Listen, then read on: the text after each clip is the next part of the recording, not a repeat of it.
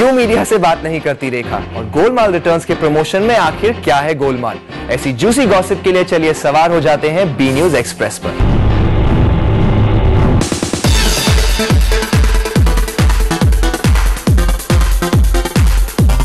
Golmaal returns का music launch हुआ तो वहां इस फिल्म की दो लीडिंग लेडीज यानी कि करीना और अमृता एब्सेंट थे और फिर इस फिल्म के बाकी के प्रमोशनल एक्टिविटीज में और सारे स्टार्स।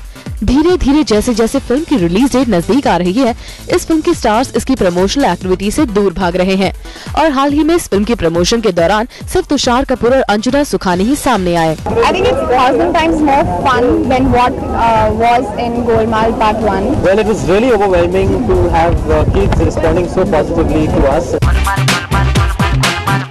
खैर तुषार और अंजना आप तो आ गए, पर अगर इस फिल्म की बाकी स्टारकास्ट भी आपका साथ देती तो कुछ बात बनती।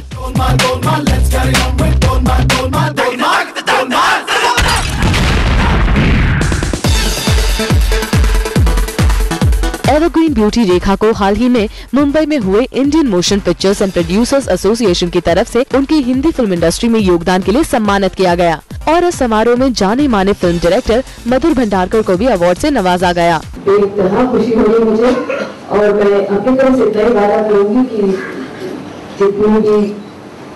जितना भी थोड़ा बहुत मुझे इस इंडस्ट्री में काम करने का मौका मिला या मेरी जिंदगी जीने का मुझे मौका मिला, इसी तरह से या इससे बढ़कर ज्यादा ही मैं आप लोगों को सबको हमारे हिंदुस्तान को दुनिया भर में इसी तरह एंटरटेन करने की कोशिश करती हूँ। इस तरह से सम्मान मुझे दिया गया है और मैं उसी काबिलियत से अपनी फिल्में बनाता रहूँगा।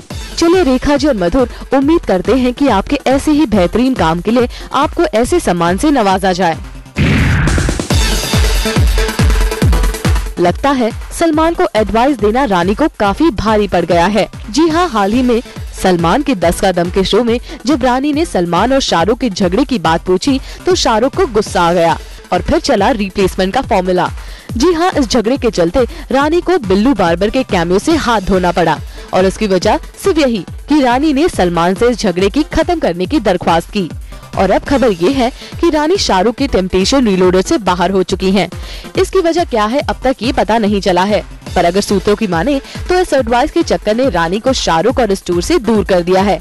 लगता है रानी को इस बार बहती गंगा में हाथ धोना भारी पड़ गया है।